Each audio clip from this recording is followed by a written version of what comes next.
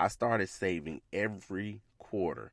Every quarter that I got when my middle child, Cameron, who is 7 years old, will be 8 this year, when he was a baby. So like when he came out the womb, every quarter I've gotten for the last 7 years, I save it. And so my grandmother, his great grandmother, gave him his first piggy bank. And that little bank, it's a little piggy bank. It packs a huge punch. So when it's filled with all those quarters, then I take it to the bank and I deposit it. It's always way more money than I think it was. And I never miss those quarters at all. But it's always way more money than I thought it was. And it fills up about twice a year. So I do it once, it's probably almost there now. Time to take to the bank. And then it seems to always fill up again right before Christmas time. So then I take it to the bank and I put it in. Um, so I do it twice a year.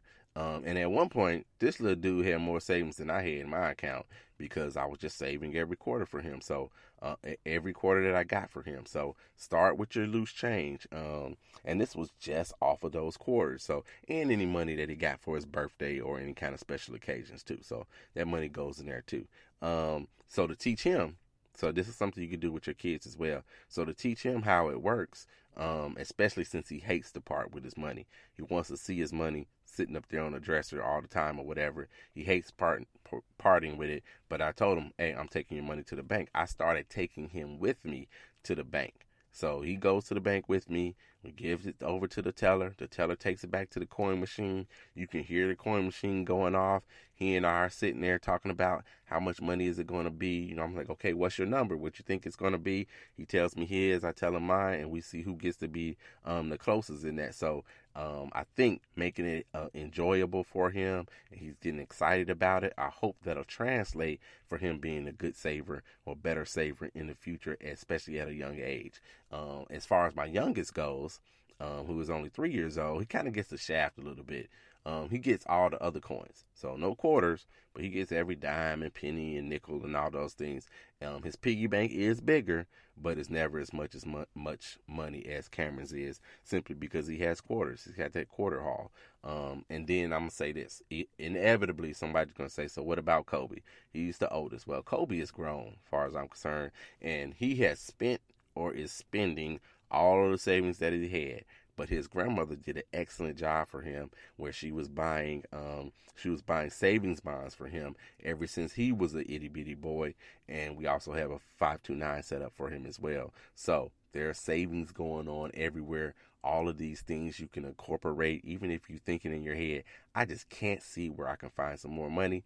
That budgeting piece will help you find some more money in your household funds. All right, so. How does this relate to credit? Last thing, we out of here. How does this relate to credit?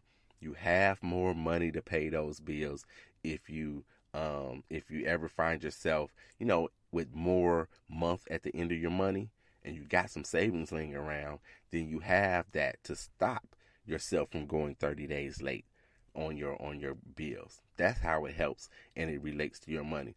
Plus, it's a mindset shift. It's a mindset shift. So if you've got the mindset that, okay, I'm going to take this route right now. I'm going to fix up my credit and I'm going to get it done right. But I'm going to do it because I'm going to move into a home.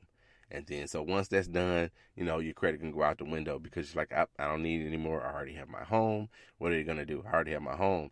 Or if you're thinking, I'm going to get my credit right so I can get a vehicle. So then you go out and you get your vehicle. You pay the high interest rate because your credit wasn't great, but it was good enough to get the vehicle or good enough to get the home. So you're losing money anyway.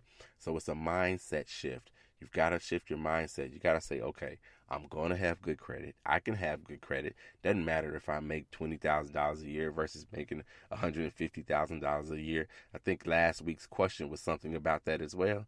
Doesn't matter. You can have good credit as well. So it's a mindset shift for you. That's how savings and credit go hand in hand in that regard. If you shift your mindset, you save money, you have a little money left over that, yes, if you do have an issue, if you do have something that comes up, then you don't have to ruin your credit by one simple event happening to you. You don't have to ruin your credit by that because you got some extra money saved, and you can make sure that those bills are paid, especially the ones that are showing up on your credit report. Make sure that they're saved. So I'm gonna advise you guys to go ahead and look at this savings piece. It's not the beginning of the year where everybody make those resolutions and say, hey, I'm going to save money this year. I'm going to lose weight. I'm going to stop drinking pop, or whatever it is that your resolution is. I'm going to go to the gym, whatever it is. But you can start saving money, and it's going to be better for you and your future if you do so. If you need help with your credit, what are you going to do? You're going to call me the 800 Credit Score Man. Email me at 800creditscoreman@gmail.com.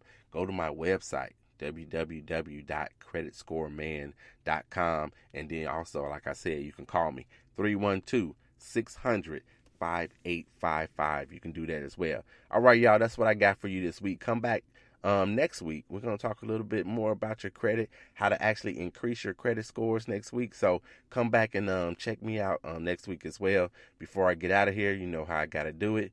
Kobe, Cameron, and Carter, I love you, and there's nothing you can do about it. I'm out.